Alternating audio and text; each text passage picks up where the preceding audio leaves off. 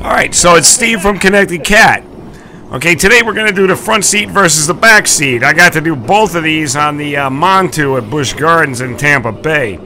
Okay, this is going to be kind of quick here. Okay, basically this is how I see it. If you're going to stand in line for like 45 minutes to 2 hours waiting to get on a roller coaster, what does Ricky Bobby say? If you ain't first, you're last. Thanks.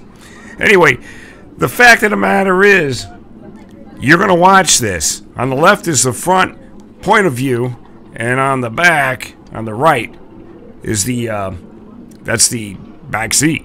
Okay, so, this particular ride, you don't get a lot of view from the back. But this is a great ride. And here we go.